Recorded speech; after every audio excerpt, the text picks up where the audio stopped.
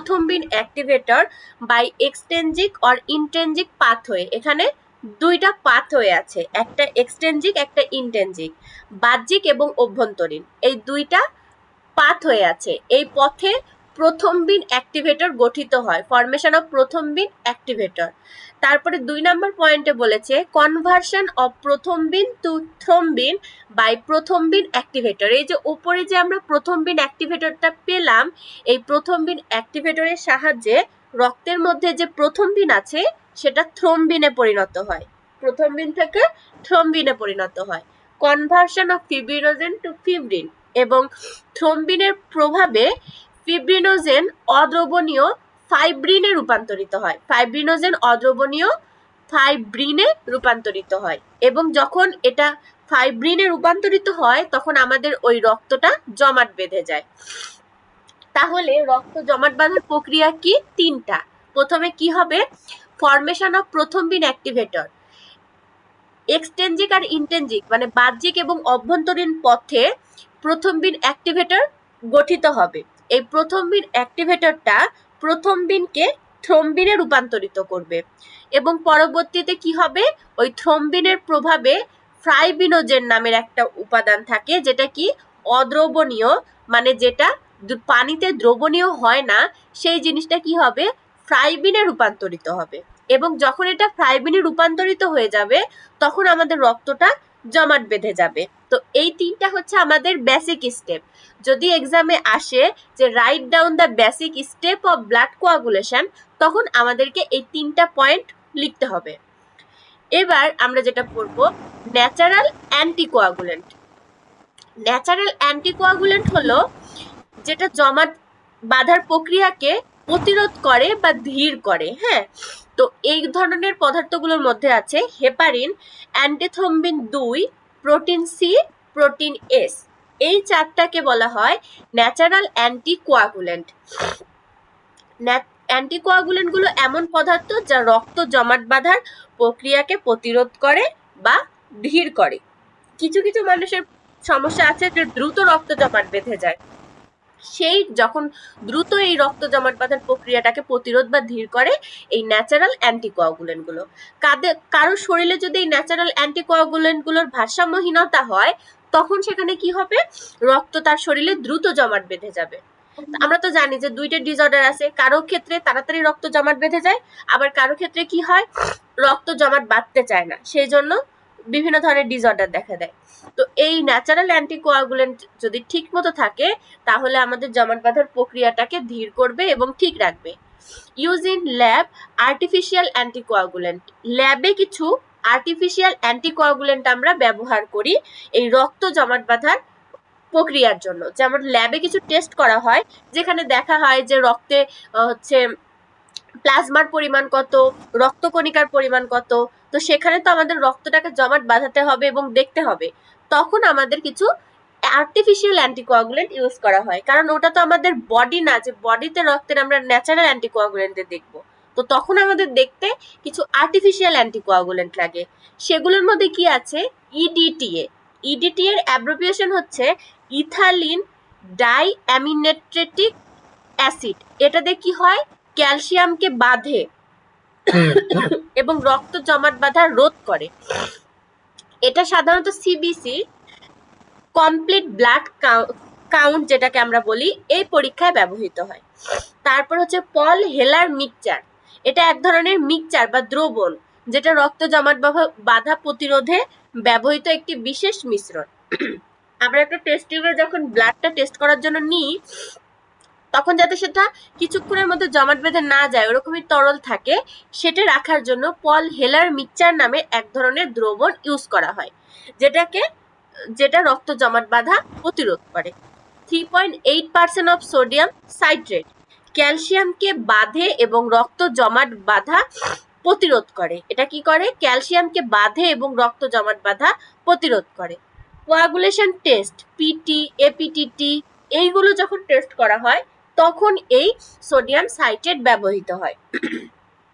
তো আমাদের কোনটা কোথায় ব্যবহৃত হচ্ছে, কত পার্সেন্ট ব্যবহৃত হচ্ছে, এত কিছু লেখার দরকার নেই। শুধু আমরা যদি আর্টিফিশিয়াল অ্যান্টিকোয়াগুলেন্ট গুলো নাম আসে তখন শুধু লিখবো EDTA, Paul Heller mixture, 3.8% of sodium citrate. যদি ন্যাচারাল অ্যান্টিকোয়াগুলেন্ট গুলোর নাম বলতে বলে তখন লিখবো heparin, antithrombin 3, protein C, protein S. এটা আমাদের 2 থেকে 3 মার্কের কোশ্চেনে আসে। এবার হচ্ছে ব্লাড কোয়াগুলেশন পাথওয়ে। আশিক ভাইয়া কিছু বলবেন? ভাইয়া কোনো প্রবলেম? না না না। আচ্ছা, রেশমা আপু কোনো প্রবলেম?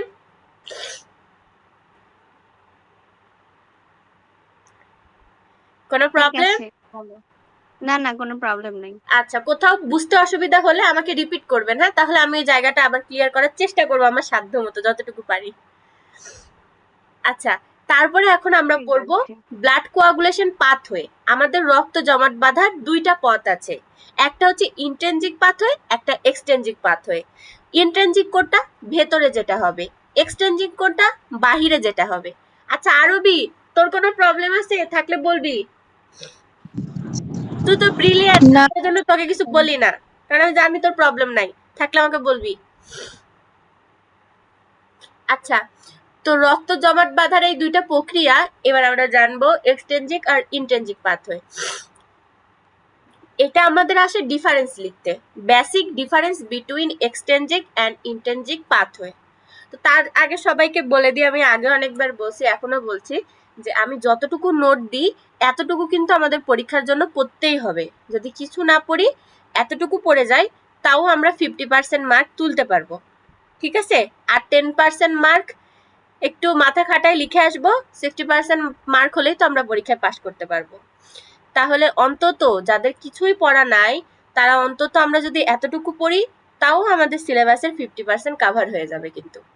তো এতটুকু সবাই প্লিজ পড়বো, আমরা যতটুকু রেগুলার ক্লাস করছি যদি প্রতিদিন একটু করে নিয়ে বসি, তাও হয়ে যাবে। আর যে ক্লাসে যারা জয়েন করে না, একটু টাইমলি জয়েন করলে খুবই ভালো হয়, কারণ আমাদের সবারই তো সময় খুবই গুরুত্বপূর্ণ, টাইমটা আমাদের অনেক নষ্ট হয়ে যায়। তো সবাই ক্লাসে একটু সময় মতো জয়েন করলে খুব ভালো হয়। আচ্ছা, তো এক্সট্রিনসিক আর ইন্ট্রিনসিক পাথওয়ের ফিচারগুলা। ফিচার এক পাশে লিখবো এক্সট্রিনসিক পাথওয়ে, ইন্ট্রিনসিক পাথওয়ে। আমরা এই যে ডিফারেন্স গুলো লিখি, এখানে একটা বিষয় হলো, এই যে আমরা কিন্তু এখানে লিখে দিতে পারতাম এক্সট্রিনসিক পাথওয়ে, ইন্ট্রিনসিক পাথওয়ে, মাঝখানে একটা টান দিয়ে দুই পাশে পার্থক্য লিখতে পারতাম। কিন্তু আমরা যেহেতু এখন মেডিকেল স্টুডেন্ট, আমাদের কিন্তু লেখার একটা সৌন্দর্য আছে এবং মার্ক বেশি পাওয়ার একটা বিষয় আছে, যে কোথায় কিভাবে লিখলে আমরা মার্ক বেশি পাবো। আমরা যদি ফিচার গুলো লিখি এক সাইডে, তারপর যদি আমরা দুইটা এক্সট্রিনসিক আর ইন্ট্রিনসিক পাথওয়ে দুইটা এভাবে লিখি, তাহলে সেক্ষেত্রে কিন্তু আমাদের লেখাটা সুন্দর লাগবে এবং আমাদের মার্ক বেশি দিবে। তো ফিচার এখানে বলা হয়েছে কজ। কজে আছে এক্সট্রিনসিক পাথওয়েতে কি হয়, trauma to vessel wall or extra vascular tissue. এটা কোথায় হয়? ট্রমা টু ভেসেল ওয়াল এবং এক্সট্রা ভাস্কুলার যে টিস্যু আছে সেখানে। আর ইন্ট্রিনসিক পাথওয়ে কি হয়? ট্রমা টু ব্লাড ইটসেলফ, রক্তের মধ্যে হয়। কোয়াগুলেশন ফ্যাক্টর, এখানে কোন কোন ফ্যাক্টর গুলো লাগে? 3 number, 4 number, 5 number, 7 number, 10 number factor. আর ইন্ট্রিনসিক পাথওয়েতে লাগে 4 number, 8 number, 9 number, 10 number, 11 number এবং 12 নাম্বার 12 নাম্বার যে ফ্যাক্টর আছে সেটা। র্যাপিডিটি, এক্সট্রিনসিক পাথওয়ে হচ্ছে একটা র্যাপিড প্রসেস, খুব দ্রুত হয়, আর ইন্ট্রিনসিক পাথওয়েটা একটা স্লো প্রসেস। ফসফোলিপিড ইনভলভ, এখানে এক্সট্রিনসিক পাথওয়েতে টিস্যু ফসফোলিপিড ইনভলভ থাকে, আর হচ্ছে ইন্ট্রিনসিক পাথওয়েতে প্লাটিলেট ফসফোলিপিড ইনভলভ থাকে। Thrombin required, not require initially. Extrinsic পাথওয়েতে, আচ্ছা, ওখানে যে হ্যাঁ বলেন ভাইয়া।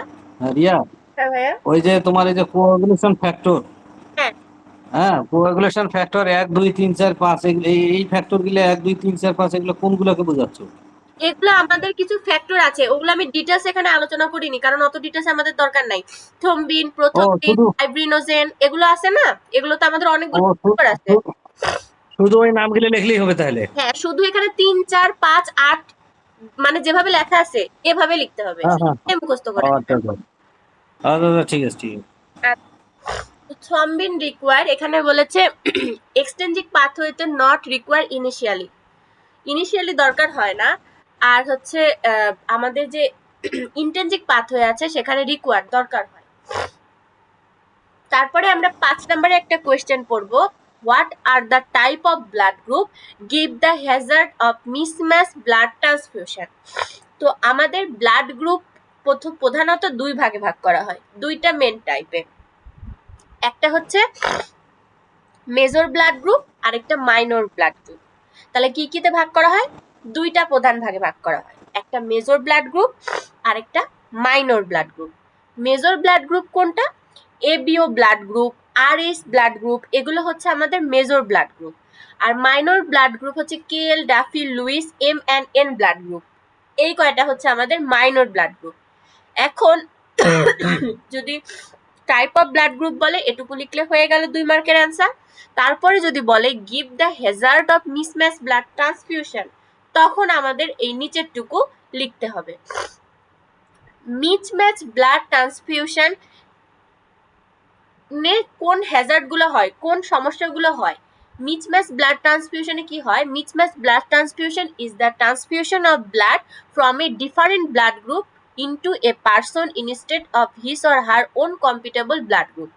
যদি আমার এ পজিটিভ ধরলাম আমার ব্লাড গ্রুপ, কিন্তু কোনো কারণে আমাকে অন্য ব্লাড গ্রুপ দেওয়া হলো, ও পজিটিভ দিয়ে দেওয়া হলো, তো তখন সেই ক্ষেত্রে আমরা জানি যে ও পজিটিভ ব্লাড গ্রুপ কি সবাইকে দেওয়া যায়। তো আমার এ পজিটিভ ছিল, আমার সাথে ব্লাড না মিলার কারণে আমাকে ও পজিটিভ দিয়ে দেওয়া হয়েছে। তো এই ক্ষেত্রে ওই ও পজিটিভ ব্লাড গ্রুপটা আমার গ্রহণ করার ফলে যদি কোনো ধরনের আমার শরীরে কোনো সমস্যার সৃষ্টি হয়, কোনো প্রবলেমের সৃষ্টি হয়, তখন সেটাকে বলা হয় Hazard of mismatch blood transfusion.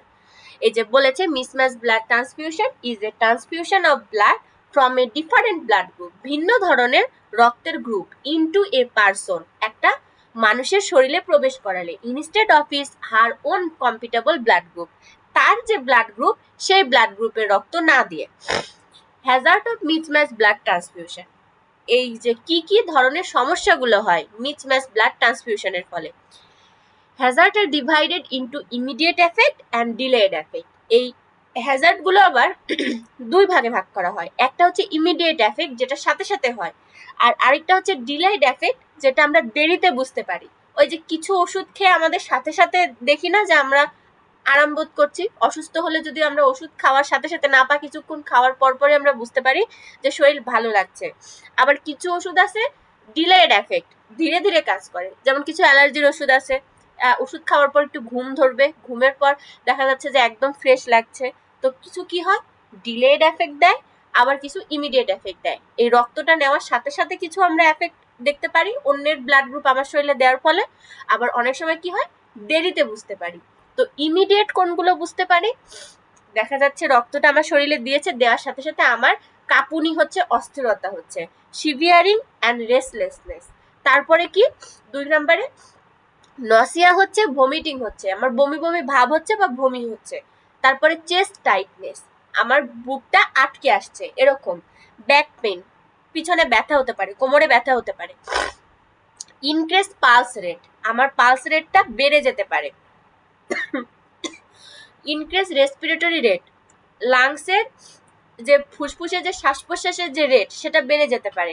Decrease blood pressure, current গেল, হায় আল্লাহ।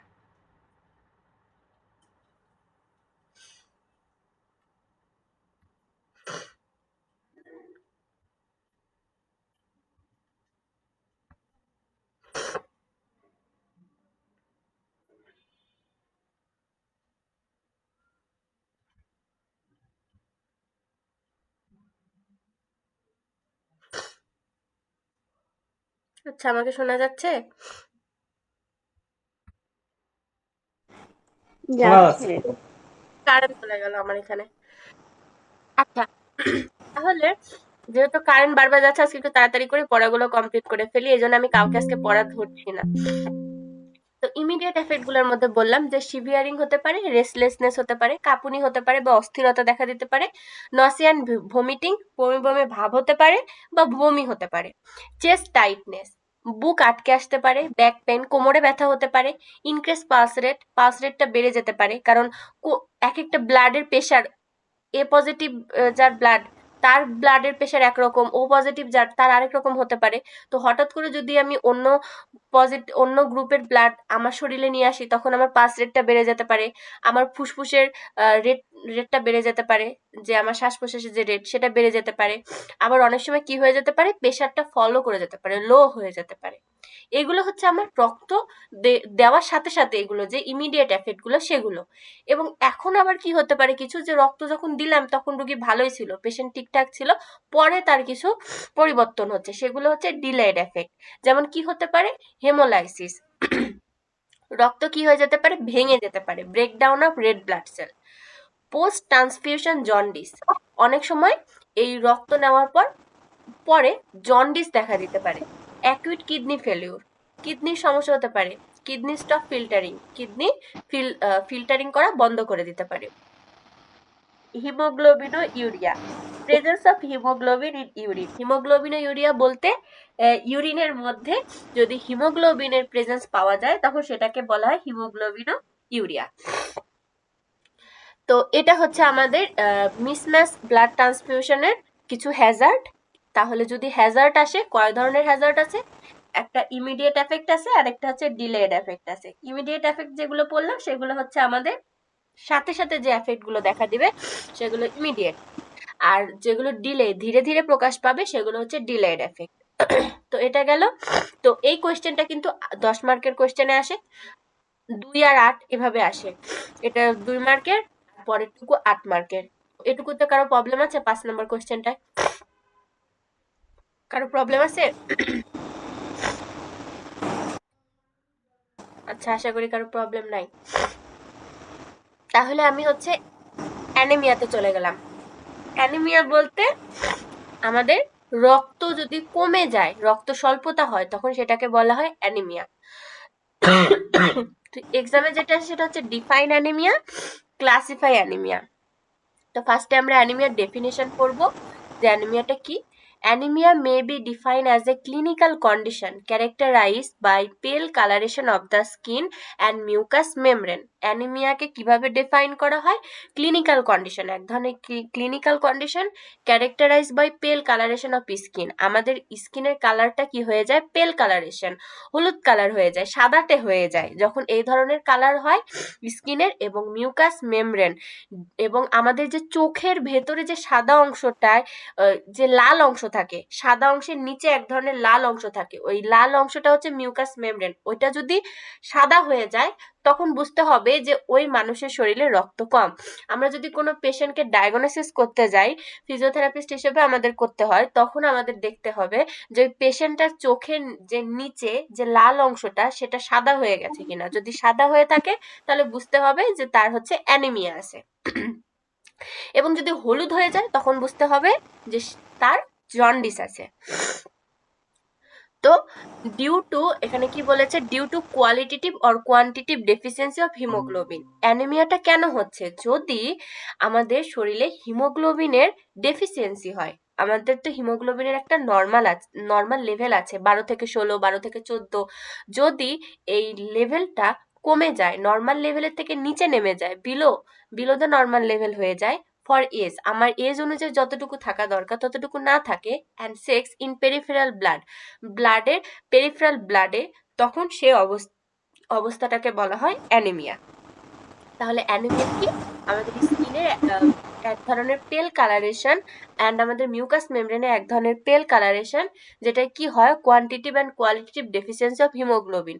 হিমোগ্লোবিন যদি তার নর্মাল লেভেলের থেকে নিচে নেমে যায়, হিমোগ্লোবিনের অভাব হয়, তখন এই অবস্থাটাকে বলা হয় অ্যানিমিয়া। তো অ্যানিমিয়ার আবার ক্লাসিফিকেশন আছে।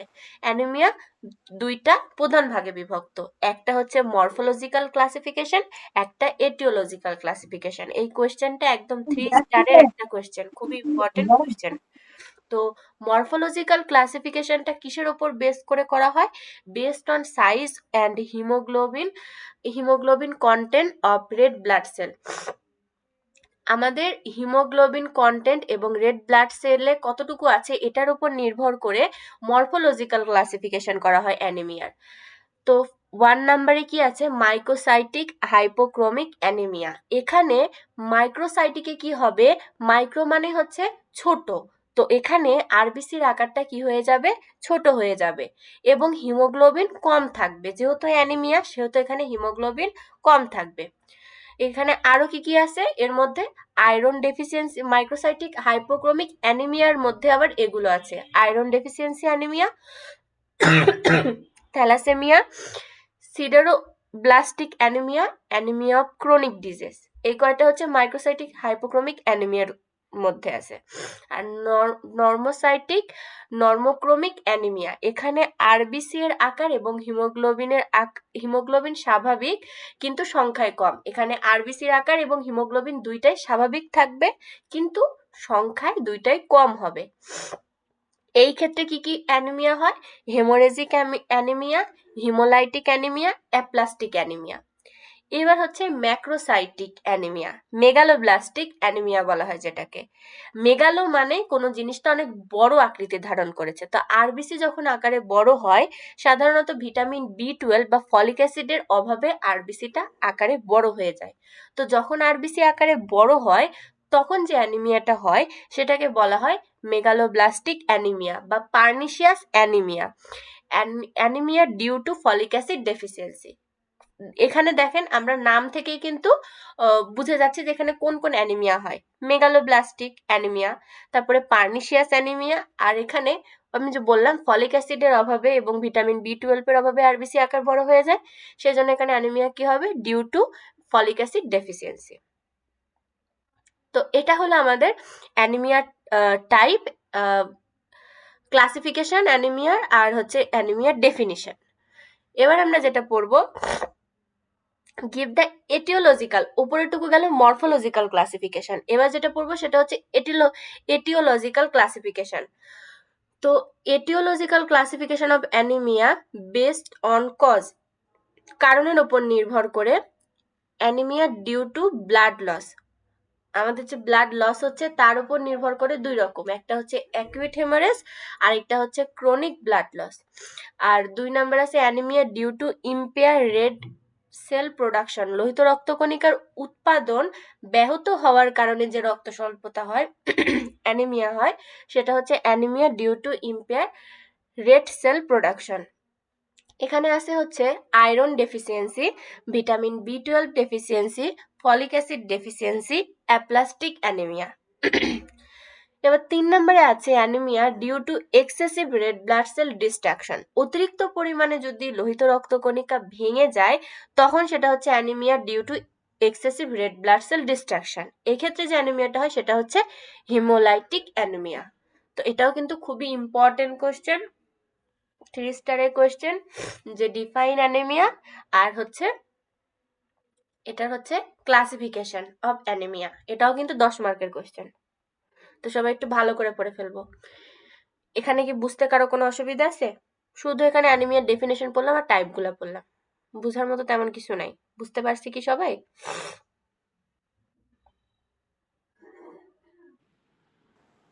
বুঝতে ঠিক পারছি। আছে। ঠিক আছে, এখনো কারেন্ট আসেনি। Define jaundice. তো এখন আমরা পড়বো জন্ডিসের definition, type of jaundice, jaundice কত প্রকার আর জন্ডিসের হচ্ছে ডেফিনেশন। ডেফিনেশনটা কি?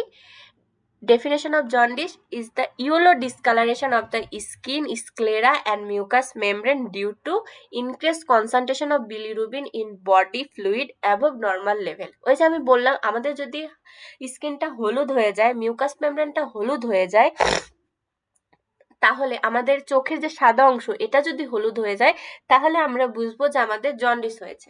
এটা কেন হয়? Due to increase concentration of bilirubin, বিলিরুবিনের পরিমাণ যদি বেড়ে যায় তখন সেক্ষেত্রে আমাদের জন্ডিস হয়।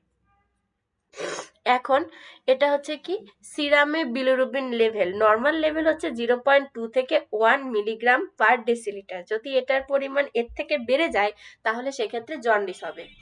আর ক্লিনিক্যাল জন্ডিস হচ্ছে less than 3 milligram per decilitre.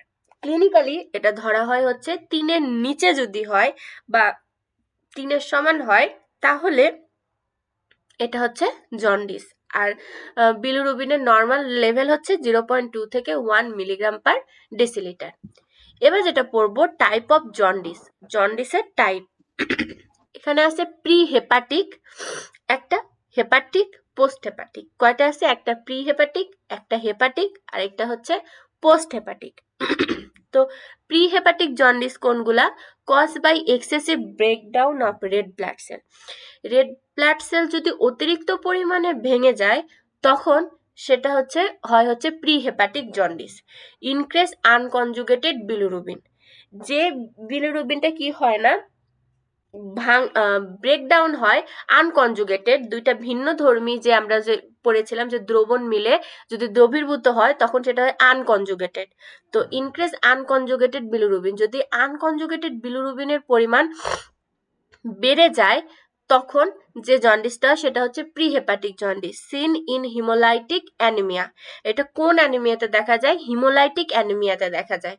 তারপরে 2 নম্বরে আছে হেপাটিক বা হেপ্টোসেলুলার জন্ডিস। এটা কি হয়? Due to liver cell damage. আমাদের লিভারের কোষগুলো যদি ড্যামেজ হয়ে যায়, যদি আমাদের লিভারটা পুরাপুরি একদম আক্রান্ত হয়ে যায় তখন যে জন্ডিস হয় সেটাকে বলে hepatic jaundice. Impair uptake conjugation and excretion of bilirubin, bilirubin impair uptake কনজুগেশনের ফলে এটা হয়।